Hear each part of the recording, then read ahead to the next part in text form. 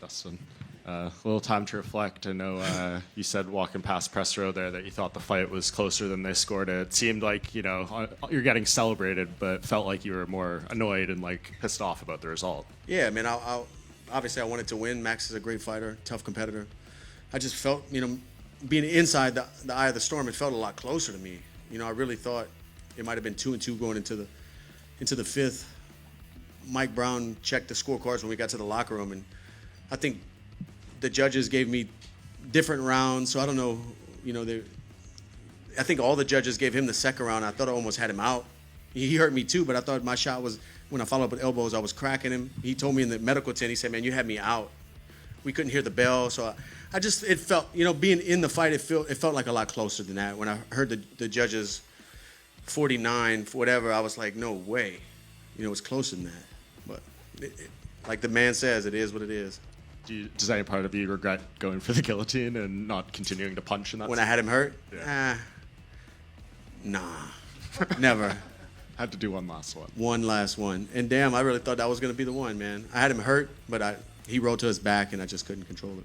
Yeah. And any more immediate thoughts about what you could have done different? I know that'll evolve over time as you watch it back. But I feel like, well, going into the fifth, I thought it was close. I thought it might have been 2-2. So winning the fifth, I could have put myself in harm's way a little bit more. Maybe I would have got finished. Maybe I would have finished him. You know, I could have took more chances in the fifth. But up until that point, I was playing it. I was trying to fight like a professional, be smart. It seemed like he was waiting to counter me with his right hand every time I would come in. But the crazy thing is, he never threw it. But he felt like his footwork and his movement was ready to throw that right hand. So I didn't want to take too many risks getting countered. I didn't want to miss and get countered. And he had already hurt me in the second round. So, man, I fought, and I thought I was doing well. You know, I thought it was close rounds every time. So looking back, hindsight's always 20/20.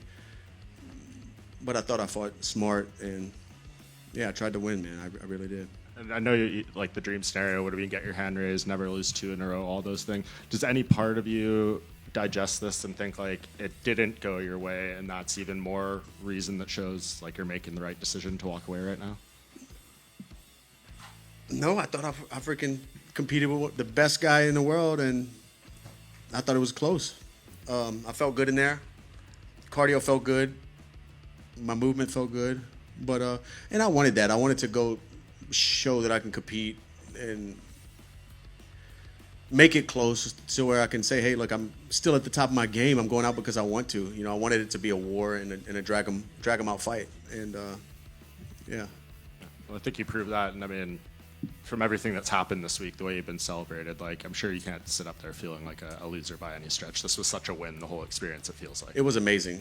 I really felt appreciated this week. And I know I said it a couple times in interviews when people ask me about it. I never look back or look at it on like a third person before this week and say, wow, I did accomplish a lot in the sport, or, you know, I did make people feel certain ways and make people inspired. I didn't think about that, but the love and the outreach this week has been incredible, and I really feel it. You know, I really feel it, and I'm just thankful that people got inspired or people followed my journey. And you know, you can do anything you put your mind to, and that's what I want my story to be. I want people to realize that no matter where you come from, if you believe and work hard enough, you can make dreams happen. You know, because I'm just a kid out here walking out with Lil Wayne, living his dreams, man, crazy, putting on wars, you know, with the best guys in the world. What a beautiful life. It's a beautiful story because I know the author. That's what it is. Dustin, now it's funny to see you up here frustrated about this result because now you're retired. Are you going to have to get less competitive, or are you going to be one of those sort of dads at the soccer game shouting from the sidelines and continue on? Dude, nobody wants to get in a fight of the night on the soccer sideline, man. I promise you that. I still got it. We'll see, man. I have a lot of stuff to keep me busy, but nothing's ever going to fill this. You know, nothing's ever going to fill that void of walking out to a crowd, trying to will you to win and fighting one of the best guys in the world for 25 minutes. I don't know if anything's ever going to feel that way again, but hopefully I can find something. You know, I would love to stay connected to the sport, keep working for ESPN. You know, the sport has given me everything I have in life, and I would love to watch other kids chase their dreams and put my 2 cents in what I think I learned through this decades of doing this. And I'm sure you knew if the fight got to the end of the 5th round, that point was going to come. What was kind of going through your head in that moment? Yeah, and then I was like, I wanted to do it, you know. That's why I kept looking up at the clock. I said, when are we doing this? Yeah, you saw me looking at the clock a few times. I'm like, well, okay, that's 25 seconds left. I said, not time yet. Then we pointed down. I said, okay, I oblige. And then he hit me with a few shots. And I said, okay, we're going to wrestle a little bit. Let me clinch up. There's only 8 seconds left. And just, you know, seeing the video that the UFC put together for you and doing that last, you know, walk out of the octagon, what was going through your mind? The video, man, the video was tough to watch just because this whole journey means so much to me. And seeing my mom and my first martial arts kickboxing coach on there, I didn't even know they got him to film that. Seeing my daughter talk, you know, really pulled at my heartstrings, man. I'm just thankful that I have this journey and documented and people followed along for so long. Yeah, it's amazing. You know, not that I didn't feel like I meant that much to the company. I just never thought about it. I didn't know that people cared that much. I thought I was just fighting and feeding my family. I didn't know I had touched so many people until this last week. And finally, with all the kids in the stands, what piece of advice would you give to the next Dustin Poirier that's out there and was watching you tonight? To chase your dreams, whatever's in your heart. Don't listen to the critics. Don't listen to the outside noise. Really, if you have a goal, if you have a dream, you can make it happen. You really can. If you have the hard work, dedication, you can. Like I said in the press conference, you can move mountains. Things that seem impossible are possible if you really believe and work for it. You know, anything. No dream's too crazy. Thank you. Hey Dustin, congrats on a great career. You're an inspiration to all the young fighters out there. I have a question. Can you talk about American Top Team and how it changed you as a human and as an athlete, the people you met, the people you trained together? Can you say something? Yeah, it's a about great that? American Top Team is an incredible gym. I moved there in 2012. I actually I flew out, spent a week there, flew home, and that same week I was home, I got a U-Haul, packed all my stuff, got a car hauler on the back of the U-Haul and drove there. Just completely left home. I said I need to be here. I need to be training with these guys. Back home I had great coaches, great training partners, but they were like part-time. You know, it was just like hobby for them. When I went to American Top Team, the mats and the coaching staff was filled with people who do this for a living, and I knew I needed to be there. And yeah, I've been there since 2012 with the same guys who are in my corner tonight.